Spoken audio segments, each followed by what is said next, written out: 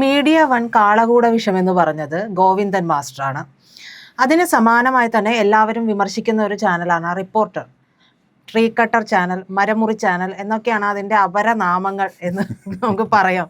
അപ്പോൾ മാത്രമല്ല ഇതിൽ ഏറ്റവും പ്രധാനമായി തോന്നിയ ഒരു കാര്യം എന്താണ്, അടൂർ പ്രകാശ് അദ്ദേഹം പറഞ്ഞത് UDF അധികാരത്തിൽ വന്നിട്ടുണ്ടെങ്കിൽ ഈ ചാനൽ പൂട്ടിക്കുമെന്നാണ്. അപ്പോൾ ഞാൻ ചോദിക്കുന്നത്, ഈ രണ്ട് ചാനലുകളും ഒരു മാധ്യമ പ്രവർത്തകനായ അങ്ങ് എങ്ങനെയാണ് ഈ രണ്ട് ചാനലുകളുടെ ഈ പ്രവർത്തനങ്ങളെ എങ്ങനെയാണ് വിലയിരുത്തുന്നത്? അത് പ്രജിത തന്നെ ഒരു വല്ലാത്ത കുഴപ്പത്തിലേക്ക് സൃഷ്ടിക്കുന്ന ഒരു സംഗതിയാണ്. കാര്യം നിങ്ങളൊരു ചോദ്യം ചോദിക്കുകയും ഞാൻ അതിന് മറുപടി പറയുമ്പോൾ പരമാവധി സത്യസന്ധതയോട് പറയണമല്ലോ, ഇല്ലെങ്കിൽ പിന്നെ മാധ്യമ പ്രവർത്തനത്തിന് പ്രസക്തിയില്ല. അപ്പോൾ നമ്മുടെ മാധ്യമ പ്രവർത്തന മേഖലയെ മൊത്തത്തിൽ നോക്കിക്കൊണ്ട് ഇതിന് രണ്ടിനെയും വിലയിരുത്താൻ പറ്റത്തുള്ളൂ. ഇന്ന് നാട്ടിൽ നടക്കുന്ന മാധ്യമ പ്രവർത്തനം എന്ന് പറയുന്നത് ശരിക്കും നിലനിൽപ്പിന് വേണ്ടിയിട്ടുള്ള ഒരു പോരാട്ടത്തിൻ്റെ വെപ്രാളമാണ് ഈ കാണുന്നത്.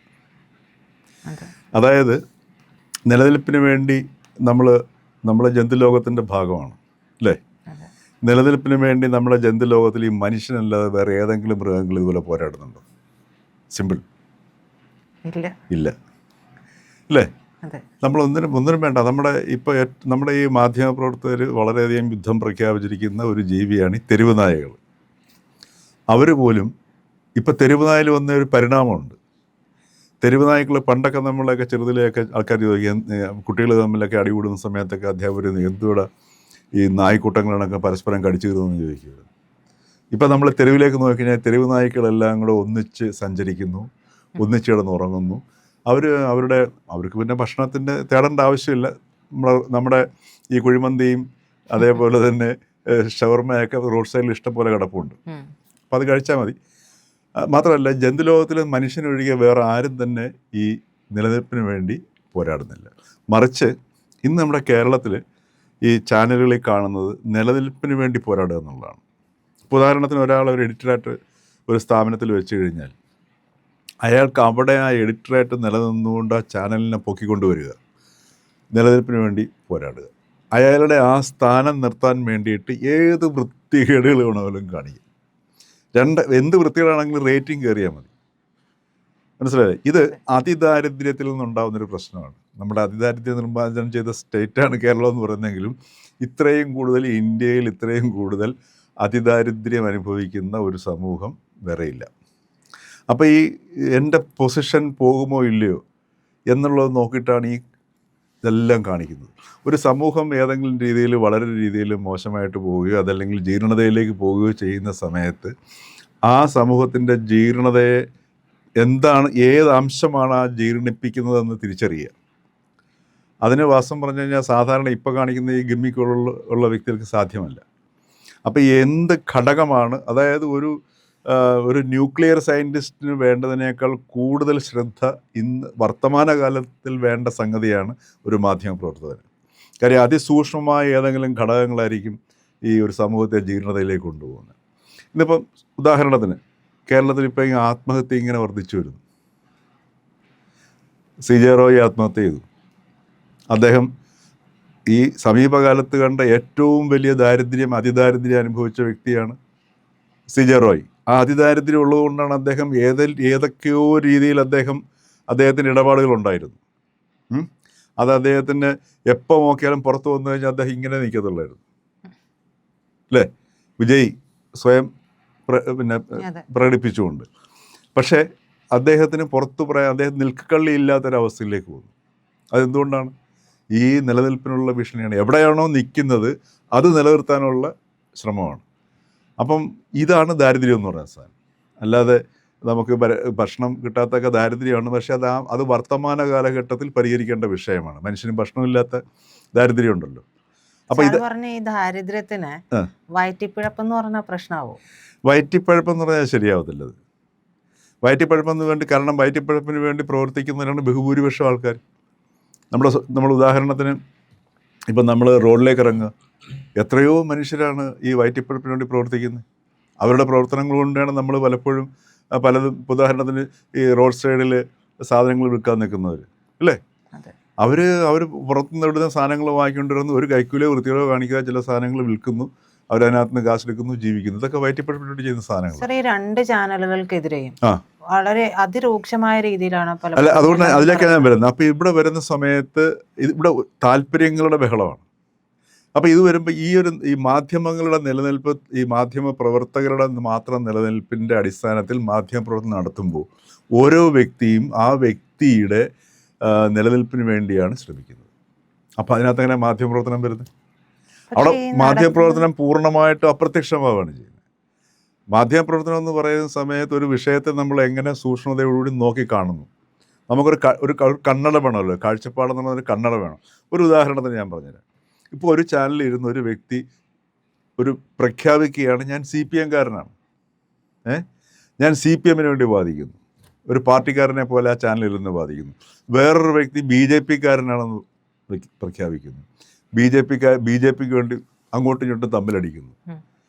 അത് കഴിഞ്ഞിട്ട് വേറൊരു വ്യക്തി കോൺഗ്രസിൻ്റെ ഭാഗമായിട്ട് നിന്ന് പ്രവർത്തിക്കുന്നു. ഇങ്ങനെ അങ്ങോട്ടും ഇങ്ങോട്ടും ഭയങ്കര നമുക്ക് തോന്നുന്നത് എന്താണ്? ഈ ഒരു 3 പേരും പറയുന്നത് ഇതാണ്, വളരെ ശക്തമാണ്. ഉടനെ തന്നെ ഇവർക്ക് ആരാധകർ കൂടുന്നു, ഭയങ്കര ഡ്രാമയാവുന്നു. ഈ തെരുവിൽ തല്ല് കാണുന്നത് പോലെ നമ്മൾ നോക്കി നിൽക്കുന്നു, നമ്മൾ വിഡ്ഢികളുമാവുന്നു. അവരിത് പ്ലാൻ ചെയ്തിട്ടാണ് വരുന്നത്. നാളെ ഇവർ 3 പേരും വേറൊരു മാധ്യമത്തിലേക്ക് പോകുന്നു. ആ മാധ്യമത്തിൽ പോയിട്ട് അവർ വേറൊരു പോളിസി എടുക്കുന്നു. ഇതെല്ലാം നിലനിൽപ്പിന് വേണ്ടിയുള്ള സംഗതിയാണ്. ഇതൊന്നും മാധ്യമപ്രവർത്തനമായിട്ട് ഇന്ന് കാണുന്നത് മാധ്യമപ്രവർത്തനമേ അല്ല. ഇന്നത്തെ മാധ്യമം എന്ന് പറയുന്ന സംഗതി എന്താണെന്ന് വെച്ച് കഴിഞ്ഞാൽ, ഇന്നത്തെ മാധ്യമം എന്ന് പറയുന്ന സംഗതി ഈ കാണുന്ന നമ്മളുടെ ഈ സോഷ്യൽ മീഡിയ എന്ന് നമ്മൾ പറയുന്നുണ്ടെങ്കിലും മറ്റ് മുഖ്യധാരാ മാധ്യമം എന്ന് പറയുന്നെങ്കിലും യഥാർത്ഥ മാധ്യമം എന്ന് പറയുന്നത് മാധ്യമ പ്രവർത്തകയോ മാധ്യമ പ്രവർത്തകനോ ആണ്. ഇപ്പം ഞങ്ങളൊക്കെ 80കളിൽ യൂണിവേഴ്സിറ്റികളിൽ പഠിക്കുന്ന സമയത്ത് വളരെയധികം എപ്പോഴും സെമിനാറുകളുടെ സമയമായിരുന്നു. ഈ ഫ്രീഡം ഓഫ് ദ പ്രസ്, മറ്റേത് മറിച്ചതെന്ന് പറഞ്ഞിട്ട് അന്ന് തൊട്ടേ നടക്കുന്ന ഒരു സെമിനാറുകളുണ്ട്. അപ്പോൾ അവിടെയൊക്കെ നമുക്ക് മുഴങ്ങിക്കേൾക്കുന്ന ഒരു സന്ദേശം ഇതായിരുന്നു, മീഡിയം ഇസ് ദ മെസ്സേജ്. അന്ന് നമ്മുടെ മീഡിയം അല്ലെങ്കിൽ മീഡിയ എന്ന് പറഞ്ഞാൽ പത്രം, മെയിനായിട്ട് പത്രം, അതല്ലെങ്കിൽ പിന്നീട് റേഡിയോ, ടെലിവിഷൻ. ഇന്നതല്ല മീഡിയം എന്ന് പറയുന്നത്. ഇന്ന് പ്രജിത ഒരു മീഡിയമാണ്. അപ്പോൾ പ്രജിത എങ്ങനെയാണോ സംഗതികളെ നോക്കിക്കാണുന്നത്, അവിടെയാണ് അതിൻ്റെ വിശ്വാസ്യത ഇരിക്കുന്നത്. മറിച്ച് ഇന്ന് നിങ്ങൾ ഒരു പാർട്ടിക്ക് വേണ്ടി രാവിലെ തൊട്ട് വൈകുന്നേരം വരെ ഒരു പാർട്ടിക്ക് വേണ്ടി വാദിച്ചുകൊണ്ടൊരു സംഗതി നോക്കിക്കാണുന്നു, നാളെ മറ്റൊരു പാർട്ടിക്ക് വേണ്ടി നോക്കിക്കാണുന്നു. അവിടെ പോയി നിങ്ങളുടെ മീഡിയം എന്നുള്ള വിശ്വാസം നശിച്ചു പോയി. മീഡിയത്തിനകത്ത് വിശ്വാസം നശിച്ചു കഴിഞ്ഞാൽ മാധ്യമപ്രവർത്തനം അവസാനിച്ചു കഴിഞ്ഞു. ആ ഒരവസ്ഥയാണ് ഇന്ന് ഈ 2 ചാനലുകളുള്ളത്. പിന്നെ ഗോവിന്ദ മാഷ് പറഞ്ഞത്, കാരണം ഈ കാളകൂട വിഷയത്തിന് എനിക്ക് വലിയ പരിചയമില്ല. ഗോവിന്ദ മാഷ് ഒരു പക്ഷേ നല്ല പരിചയം ഉണ്ടാവും. കാരണം ഈ വിഷം പ്രയോഗിക്കുന്നതിൻ്റെ പേരിൽ അല്ല സർ, ഞാനൊരു കാര്യം ചോദിക്കട്ടെ. ഈ മീഡിയ 1 ആരാണ് നടത്തുന്നത്? ആരുടെ കീഴിലാണ്? ഓരോ സ്ഥാപനവും അങ്ങനെ തന്നെയാണല്ലോ. ഇപ്പോൾ റിപ്പോർട്ടർ ആരാണ് പ്രവർത്തിപ്പിക്കുന്നത്? അപ്പം നമുക്കറിയാം ഇവരൊക്കെ ഏത് തരത്തിലുള്ള ആളുകളാണ് എന്നുള്ളത്. അപ്പം ഇവർ ഇറക്കി വിടുന്ന ഇത്തരത്തിലുള്ള കാര്യങ്ങളുണ്ടല്ലോ, അത് കൃത്യമായിട്ടും പ്രൊപ്പഗേറ്റ് ചെയ്ത് ഒരു അജണ്ട തന്നെയാണ് ഇവർ നടപ്പാക്കി കൊണ്ടുവരുന്നതല്ലോ. ആ അജണ്ട ഇങ്ങനെ ചെയ്യുന്നത് ഒരു സമൂഹത്തിന് നല്ലതാണോ എന്നുള്ളൊരു ചോദ്യം കൂടി. സമൂഹത്തിന് നല്ലതാണോ അവരോട് ചോദിച്ചപ്പോൾ അവർ പറയല്ലോ ശരിയല്ല എന്ന് പറയുമല്ലോ. ഇപ്പോൾ ഉദാഹരണത്തിന് മീഡിയ 1 അവർക്ക് കൃത്യമായ അവരുടെ ഒരു മതപരമായ അവരുടെ താല്പര്യങ്ങളും കാഴ്ചപ്പാടുകളും ഒക്കെ ഉണ്ട്, ഇല്ലയെന്ന് പറഞ്ഞില്ല. അതേപോലെ അതേ കാഴ്ചപ്പാടിനെ അത് എന്തുകൊണ്ടാണ് ഗോവിന്ദ മാഷ് ഇപ്പോൾ എടുത്തു പറഞ്ഞിരിക്കുന്നത്? ശക്തമായിട്ട് ഡയറക്റ്റായിട്ടൊരു അറ്റാക്കും കൊടുത്തിരിക്കുകയാണ് ജമാഅത്തെ ഇസ്ലാമിക്ക്. കാരണം എന്താ, ജമാഅത്തെ ഇസ്ലാമിയെ കേന്ദ്രീകരിച്ചിട്ടാണ് ഈ വരുന്ന നിയമസഭാ തെരഞ്ഞെടുപ്പ് LDF പോരാടാൻ പോകുന്നത്. അപ്പം UDF വന്നു കഴിഞ്ഞാൽ നിങ്ങൾ UDF വോട്ട് കൊടുക്കുകയാണെങ്കിൽ അത് ജമാഅത്തെ ഇസ്ലാമി കൊടുക്കുന്ന വോട്ടാണ്.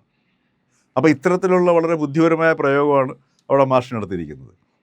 മനസ്സിലായില്ല? അതുകൊണ്ടാണ് പെട്ടെന്ന് ഇതൊക്കെ അറിഞ്ഞുകൊണ്ട് തന്നെയാണ് ചോദിക്കുന്നത്, നിങ്ങളേത് മാധ്യമമാണ് അത് അറിഞ്ഞിട്ട്. ഇപ്പോൾ മീഡിയ 1 കാളകൂട വിഷം ഒരു മാധ്യമത്തിൻ്റെ പേര് പറയുകയാണ്. അതേപോലെ തന്നെ നമ്മൾ ഈ റിപ്പോർട്ടർ ചാനലിൻ്റെ കാര്യം പ്രജിത ചോദിച്ചു. നമ്മൾ ഈ മുട്ടിൽ മരമുറി കേസിൻ്റെ വിഷ്വൽസ് മറ്റ് ചാനലുകളിൽ കാണുന്ന സമയത്ത് അതിനകത്ത് അറസ്റ്റ് ചെയ്തപ്പെട്ട് ഈ പോലീസ് വാഹനത്തിൽ പൊക്കൊണ്ട് പോവുകയും ജയിലിനകത്തേക്ക് കയറുകയും ഇറങ്ങുകയൊക്കെ ചെയ്യുന്ന വ്യക്തിയാണ് പിന്നീട് നമ്മൾ മാധ്യമ ചർച്ചയിൽ കാണുന്നത്. അതെ. ഇല്ലേ? ആ മാധ്യമ ചർച്ചയിൽ അദ്ദേഹത്തോടൊപ്പം ഇരിക്കുന്ന വ്യക്തികളെന്ന് പറഞ്ഞു കഴിഞ്ഞാൽ മറ്റു പല മാധ്യമങ്ങളിലൊക്കെ പ്രവർത്തിച്ച് വളരെ പരിചയമുള്ള വ്യക്തികളൊക്കെയാണ് ഇരിക്കുന്നത്. അവർക്ക് എന്തുകൊണ്ട് അദ്ദേഹത്തിൻ്റെ കൂടെ ഇരിക്കാൻ തോന്നുന്നു എന്നുള്ള ചോദ്യത്തിന് ഉത്തരം ആർക്ക് വേണമെങ്കിലും കണ്ടെത്താവുന്നതാണ്. അത് കണ്ടെത്തുമ്പോഴാണ് നമ്മളുടെ മാധ്യമ പ്രവർത്തനം ഇന്ന് എവിടെ നിൽക്കുന്നു എന്ന് വ്യക്തമായിട്ട് നമുക്കറിയാൻ കഴിയും.